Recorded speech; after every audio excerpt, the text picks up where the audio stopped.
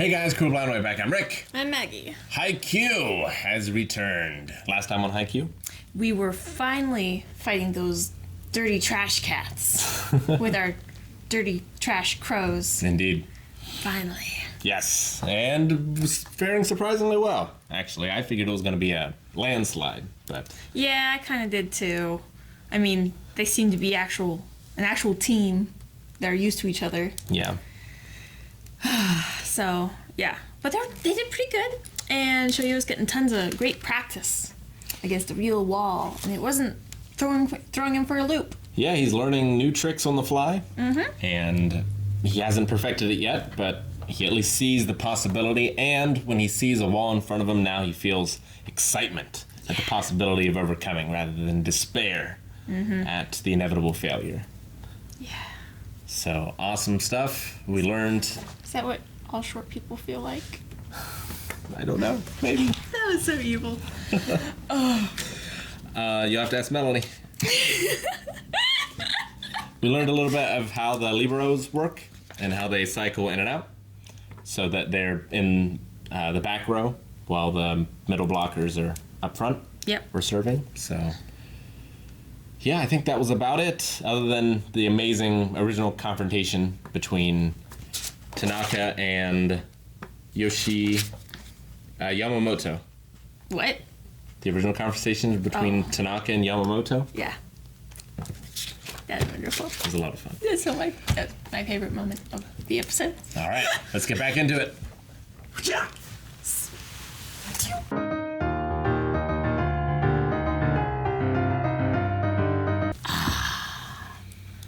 What was the other coach's name? Which one? Nekoma's coach? Yeah. Nekomata. Does that mean old man Nekoma? Well, I don't know. Yeah, Nekomata and Keishin? Yeah. Keishin? Keishin, I think. I assume it's Keishin Yukai. Although, no. No, Yukai is our guy. Yeah, our guy is Keishin Yukai. Oh, I thought you were talking about the sub-coach on the other team. I was confused. Okay. No, the old coach, I'm pretty sure is Nekomata. Okay.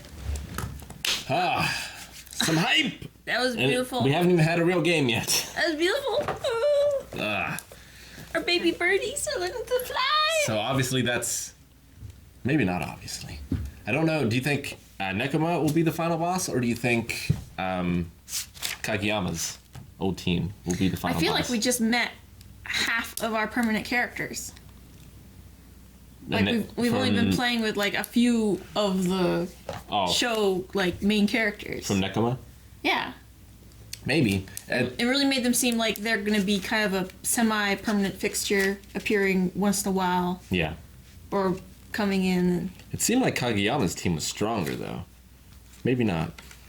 I mean, if the ball never hits the ground, they don't have the skills to necessarily pull off the super attacks. Who doesn't? Nekoma doesn't have the skills to pull off the super attacks. But they've just kind of practiced themselves until they collectively have formed just like a cohesive jelly. Yeah, they know how to work as a bounces team. everything off the floor. They know how to work as a team. They have a lot of different types of plays. So you don't know exactly what to expect. Like they kept switching it up between delayed spikes and A-quicks and straight. Yeah, it's like everything they have. It's kind of stuff that I don't know if it can just be like learned out of a book or sort of thing. That's just like drilled, basically. Well, yeah, probably. Maybe like, they don't seem to have a lot of raw talent. Yeah, like their top end potential isn't as high as our team, but they have maxed out their levels. Although Inuoka seemed like he could almost keep up with Hinata. So he did seem to be very quick. Yeah, he was given a plan by their setter. Yeah. And that seems like the most obvious way of like, it would be pretty obvious, like he's always just going to an empty spot, basically. And so forcing him to go into like only half the court, then the person that's basically blocking the closest would not have to, would know exactly where he's going. And especially since he's so short. Yeah. It would be no problem to block. It's basically the first. Yeah, even when he did some jukes, though, Inoka was still able to keep up. So, be interesting to see how that relationship grows. Yeah. But the most I feel like the two teams, their relationship will grow. It's pretty cool. Yeah, I don't know when they'll fight each other again. They'll say they said like we'll see you at the finals. I'm sure we will see you at the finals. Yeah, not the finals. The semifinals or whatever in that giant stadium in the sky. Yeah, but what's that tournament called? I didn't write it down. High school finals. Well, there's the inter-high preliminaries, which is where we're going next. But I can't remember what the name of the inter-high school championship. You're killing me. You're not helping. Nate, we know what you're talking about. All right. You have to refer to it exactly. Well, it'll be interesting. I don't imagine that they're going to meet again until they get there. But they'll have tons of practice games. You think? Yeah, I think so. I think the old coach was like, oh, finally, a team that each one of their players strikes a chord with each one of my players. And they're just like they're fighting against each other so hard that they're just making each other better and better. Like you guys play Smash. Sure. Yeah, it's hard to find good rivals. Exactly, that's what you keep saying. And yeah, you just elevate each other as you're each growing. Yeah. You affect each other with your plays, all that stuff. I like the metaphor of the baby bird versus the baby crow versus the adult cat. And I appreciate the fact that the other coach was like, "Good on you to the teacher. What's his name too? Tanaka." Who? Tanaka is this guy. Yeah, I know that's his last name, but their teacher. Yukai? No, the teacher. Oh, the teacher. Takeda. Takeda. Uh-huh.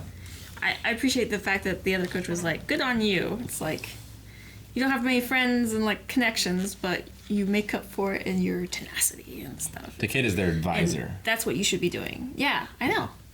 But like, that's his role though. It's to make those connections and work at it in his skill set. It's perfect. Being able to just call 17,000 times a day and beg and beg and beg. I wonder as they're training and they're having the repetition if like these guys will be working on that and then Suga will come in during like the next game if they won't have that mastered yet. If maybe Suga will continue like. Well, if Suga will come into like their first actual game.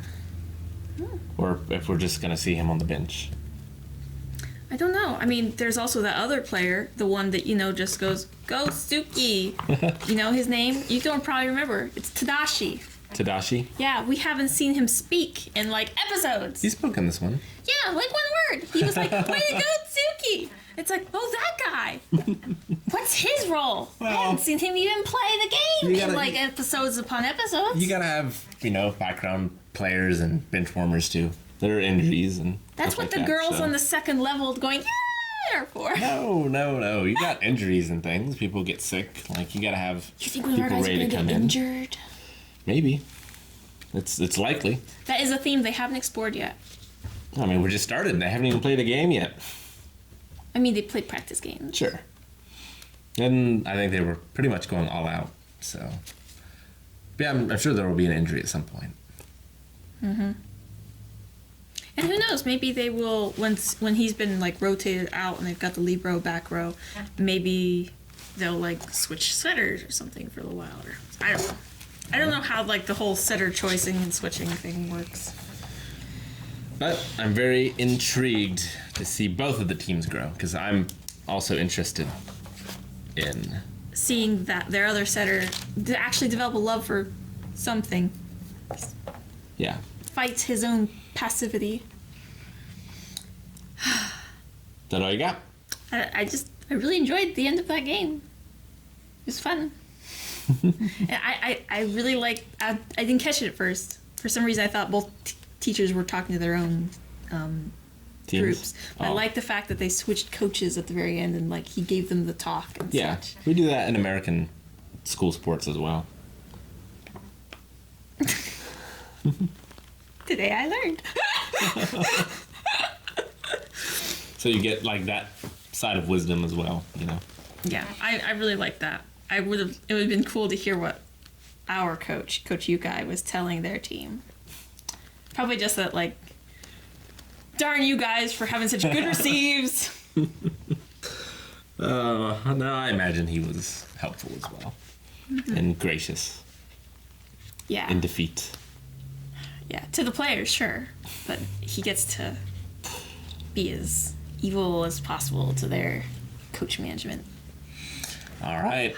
Well, that'll do it for this episode of Haikyuu. Let's get to the next. Thanks, guys, for watching this episode of Haikyuu. You can see the next one right now over at patreon.com/blindwave. Full length is there as well, so be sure to check it out.